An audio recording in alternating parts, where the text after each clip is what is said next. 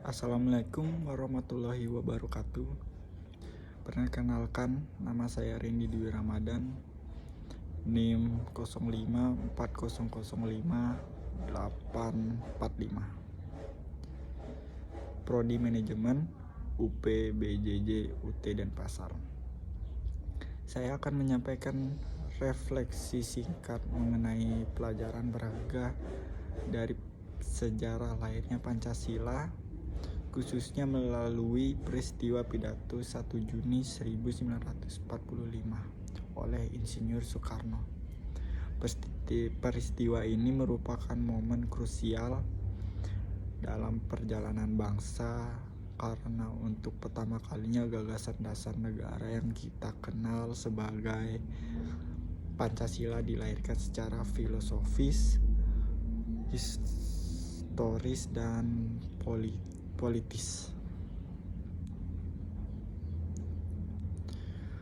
Pada tahun 1945, bangsa Indonesia berada dalam situasi yang sangat menentukan. Para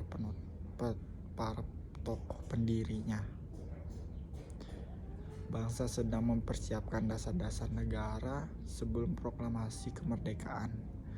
Tantangannya bukan hanya bagaimana merdeka, tetapi bagaimana menyatukan seluruh rakyat Indonesia yang sangat beragam dari suku, budaya, hingga kepentingan politik. Melalui pidatonya pada 1 Juni 1945, di sidang BPUPK, Insinyur Soekarno merumuskan 5 prinsip dasar yang kemudian disebut sebagai Pancasila.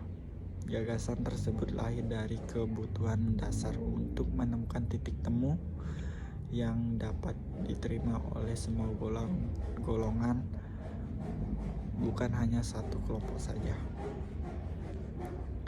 Dari peristiwa ini kita dapat melihat nilai persatuan, kebijaksanaan, dan semangat musyawarah yang sangat kuat.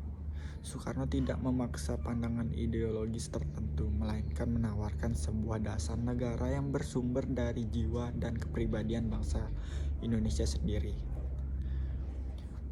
Pancasila bukan lahir dari tekanan atau paksaan, tetapi dari semangat kebersamaan dan penghormatan terhadap keberagaman. Inilah yang terjadi Inilah yang menjadikan Pancasila bukan hanya sebuah dokumen politik, tetapi identitas bangsa yang menyatukan kita hingga hari ini. Sebagai generasi muda, kita dapat belajar bahwa persatuan tidak tercipta dengan sendirinya. Persatuan lahir dari kesadaran untuk saling menghargai dan mendahulukan kepentingan bersama. Di era sekarang, tantangannya memang berbeda. Bukan lagi penjajahan fisik, urusan informasi, polarisasi, dan perpecahan opini yang sering terjadi di ruang digital. Melalui sejarah lahirnya Pancasila, kita diingat bahwa perbedaan bukan alasan untuk saling menjauh, tetapi kesempatan untuk bekerja sama. Jika para pendiri bangsa mampu menyatukan Indonesia di tengah situasi yang jauh lebih sulit, maka sebagai generasi penerus, kita pun seharusnya mampu menjaga warisan itu dengan sikap toleran, bijaksana, dan berintegritas.